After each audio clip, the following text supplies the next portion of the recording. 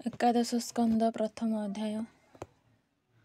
ନମୋ ନୃସିଂହ ଚରଣ ଅନାଦି ପରମ କାରଣ ନୀଳାଜିମୃତ କଳେବର ଦେବମାନବେ ଅଗୋଚର ମାୟା ସଂସାରେ ଯାର ଖେଳା ଜାନାମ ଭବ ଜଳେ ଭେଳା କରୁଣା କଟାକ୍ଷ ପ୍ରକାଶେ ଭକତ ଜନ ଦୁଃଖ ନାଶେ ସେ ପାଦେ ଶରଣ ମୋହର ହେଳେ ତରିବି ତମ ଘୋର ସେ ହରି ଚରିତ ପ୍ରକାଶ ମୁକ୍ତି ଲକ୍ଷଣ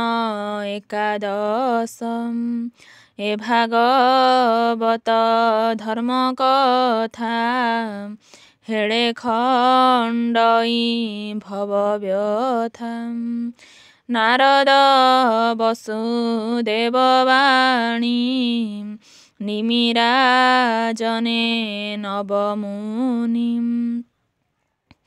ଉଦ୍ଧବ ନିସ୍ତାରଣ ବାଣୀ ଯାହା କହିଲେ ଚକ୍ରପାଣି ସେ କଥା ପ୍ରାକୃତେ ପ୍ରକାଶ ଆରମ୍ଭେ ଜଗନ୍ନାଥ ଦାସ ବ୍ୟାସନନ୍ଦନ ମୁଖୁ ଶୁଣି ନିର୍ମଳ ଭାଗବତ ବାଣୀ ସାଧୁ ସଙ୍ଗମେ ଗଙ୍ଗା ତୀରେ ଶୁକଚରଣ ଧରି କରେ ଆନନ୍ଦେ କରି ଅଶ୍ରୁପାତ ବୋଇଲେ ଅଭିମନ୍ୟୁ ସ୍ତୁତ ପରୀକ୍ଷିତ ଉବାଚ ଭୂମୁନି ନମେ ତପୟରେ ମୋତେ ଉଦ୍ଧର ଏ ସଂସାରେ କହ ଶ୍ରୀକୃଷ୍ଣ ଗୁଣମାନ ପୁଣି କି କଲେ ଭଗବାନ ଶୁକ ଉବାଚ କହନ୍ତି ବ୍ୟାସଙ୍କ ତନୁଜ ଶୁଣ ପରୀକ୍ଷ ମହାରାଜ ଦେବଙ୍କ ବ୍ୟାକୁଳେ ମୁରାରି ଅବନି ତଳେ ଅବତରି ଅଂଶେ ମନୁଷ୍ୟ ରୂପ ଧରି ଯାଦବ ତୁଲେ ରାମ ହରି ଦୁଷ୍ଟ ଦନୁଜ ଗଣ ମାରି ଅବନି ଭାରା ହେଳେ ହରି କୁରୁ ପାଣ୍ଡବ ମଧ୍ୟେ ହରି ମାୟା କନ୍ଦଳେ ଭେଦ କରି କପଟ ପଶାବନ ବାସ ଆକର୍ଷି ଦ୍ରୌପଦୀର କେଶ ଭୀମକୁ ବିଷ ଲଡୁ ଦେଇ ଚତୁର ଘରେ ଅଗ୍ନି ଦାହି ଏ ଆଦି ଯେତେ କଷ୍ଟ ମାନ ପାଣ୍ଡବେ ଦେଲା ଦୁର୍ଯ୍ୟୋଧନ ସେ ଅପମାନେ କ୍ରୋଧ ବହି ସଙ୍ଗତେ ଘେନି ପାଞ୍ଚ ଭାଇ ନିମିତ କରି ତାଙ୍କୁ ହରି ଅନେକ ଅକ୍ଷହୀଣ ମାରି ଭାରାନି ବାରି ଭଗବାନ ଅନ୍ତେ ଚଳିଲେ ନିଜ ସ୍ଥାନ ଯାଦବେ କୃଷ୍ଣ ଭୁଜ ବଳେ ଅଜେୟ ଏ ମହିମଣ୍ଡଳେ ତାହାଙ୍କୁ ସଙ୍ଗେ ଘେନି କରି ଦୁଷ୍ଟ ରାଜାଙ୍କ ପ୍ରାଣ ହରି ମନରେ କରନ୍ତି ବିଚାର ଯାବତ ଛନ୍ତି ଯଦୁବୀର ତାବତ ପୃଥିବୀର ଭାର ଉଶ୍ୱାସ କାହିଁ ଅଛି ଆର ଦେବତା ଆଦି ନାଗନର ଏଣେ ନୁହନ୍ତି ସଂହାର। ମୋର ବିଭବ ମୋର ହସ୍ତେ ନାସିବା ନୁହଁ ଉଚିତେ। କଳି ଭିଆଇ ନିଜ ବଂଶେ ସଂହାରି ବିଶ୍ରମୀ ବିଶେଷେ। ବନୁଅ ନଳ ଜାତ ହୋଇ ଜେହ୍ନେଲି ଭଇ ବନ ଦହି। ଶୁଣ ରାଜନ ପରୀକ୍ଷିତ ଏମନ୍ତ ବିଚାରି ଅଚ୍ୟୁତ। ନିମିତ ବିପ୍ରଶାପ କରି କନ୍ଦଳେ ନିଜ ବଂଶ ମାରି। ଲାବଣ୍ୟ ରୂପେ ଜନମୋହି ପ୍ରାଣୀ ନୟନେ ସୁଖ ଦେଇ। ସେ ରୂପ କରି ଅନ୍ତର୍ଧ୍ୟାନ ହରିଲେ ପ୍ରାଣୀଙ୍କର ମନ। କୃଷ୍ଣ କୋମଳ ମଞ୍ଜୁ ବାଣୀ ଯେ ଅବା କର୍ଣ୍ଣେ ଥିଲେ ଶୁଣି। ତେଣେ ତାହାଙ୍କ ମନ ହରି ଅନ୍ତର ହୋଇଲେ ମୁରାରି। କୃଷ୍ଣର ପାଦ ପଦ୍ମ ଚିହ୍ନ ସୁନ୍ଦର ମନ୍ଥର ଗମନ। ସେ ପାଦ ପଦ୍ମେ ଦେଇ ମନ ଯେ ଅବା ଦେଖିଥିଲେ ଜନ।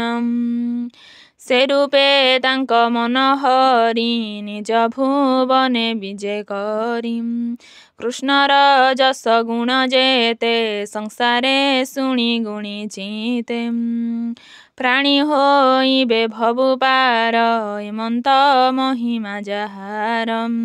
ସେ ରୂପ କଲେ ଅନ୍ତର୍ଧ୍ୟାନ ହରି ଚଳିଲେ ନିଜ ସ୍ଥାନ।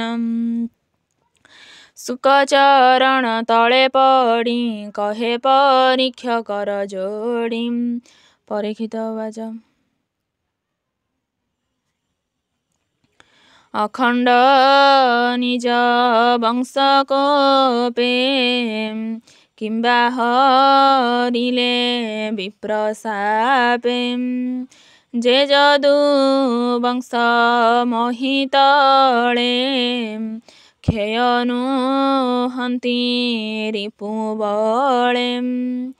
ଯାହାର ସ୍ନେହ ଅନୁବନ୍ଧେ ଈଶ୍ୱର ଖେଳଇ ଆନନ୍ଦେ।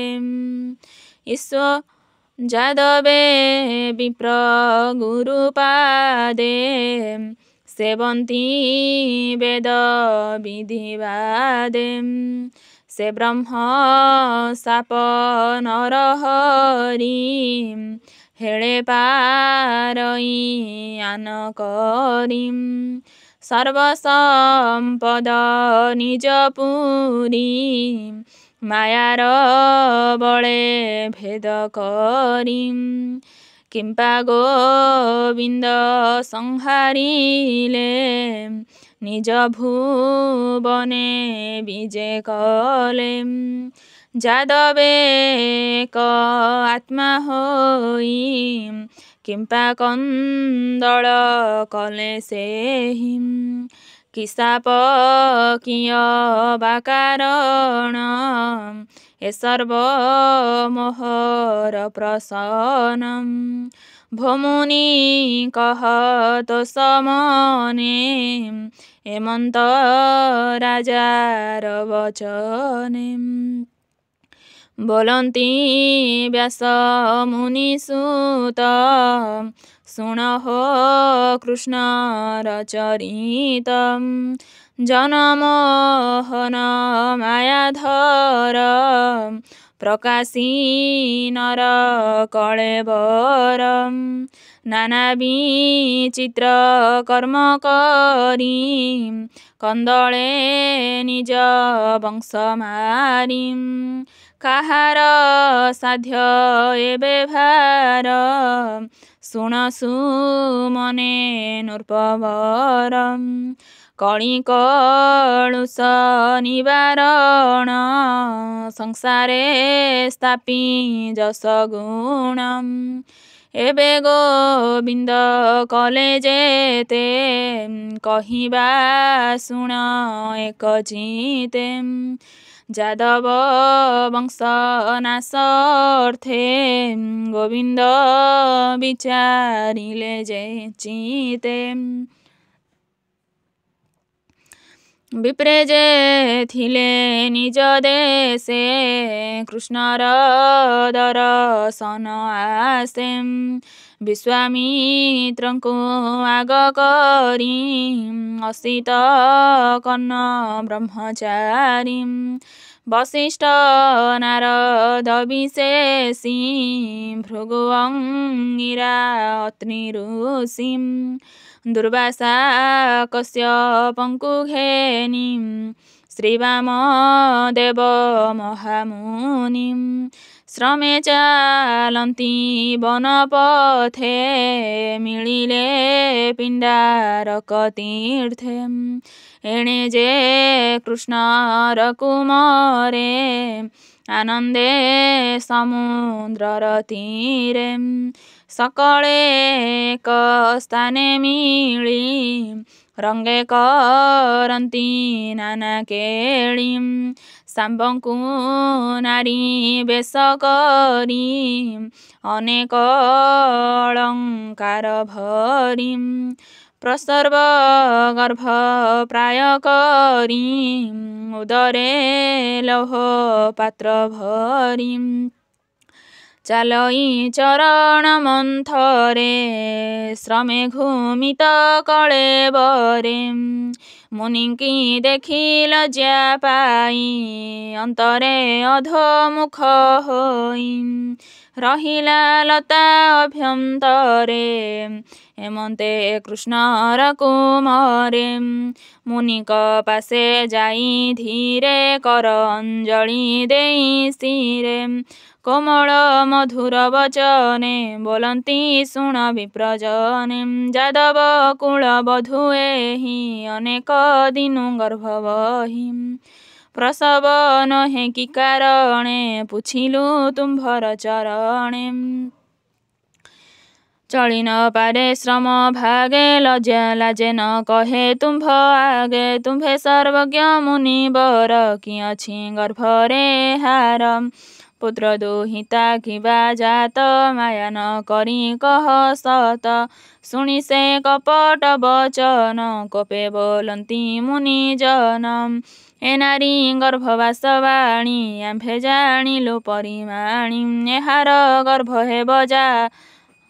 ଏହାର ଗର୍ଭ ହେବ କାଳ ନିଷ୍ଠୁର ଲୌହର ମୁଷଳ ଆଜ ଏ ଗର୍ଭ ପ୍ରସବିବ ତୁମ୍ଭର ବଂଶ ବିନାଶିବ କୁଳ ସମୂଳେ କରିନାଶ ଭୂମିରେ ଯେତେ ଯଦୁବଂଶ ହେମନ୍ତ କହି ଗଲେ ମୁନି କୃଷ୍ଣ କୁମରେ ତାହା ଶୁଣି ବଜ୍ର ପଡ଼ିଲା ଯେହ୍ନେ ମୁଣ୍ଡେ ଶାମ୍ବଙ୍କୁ ଘେନି ରାଜଦାଣ୍ଡେ ତକ୍ଷଣେ ଲୌହ ପାତ୍ର ଫେଇ ପେଟ ଖୋଜନ୍ତି ହସ୍ତ ଦେଇ କର୍କଶ ପିଙ୍ଗଳ ପିଛିଳ ଦେଖିଲେ ଲୌହର ମୁଷଳ ଗର୍ଭୁ ପଡ଼ିଲା ବଜ୍ର ପ୍ରାଏ ଦେଖି କମ୍ପିଲେ କୃଷ୍ଣ ପୋଏ ଲୌହ ମୁଷଳ ତେଜ ଭରେ ଚକ୍ଷୁ ବୁଜିଲେ ବେନି କରେ ବୋଲନ୍ତି କଲୁ ମନ୍ଦ କର୍ମ କିବା ବୋଲିବେ କୃଷ୍ଣ ରାମ ହେମନ୍ତେ ଶ୍ରୀକୃଷ୍ଣର ସୁତେ ଲୌହ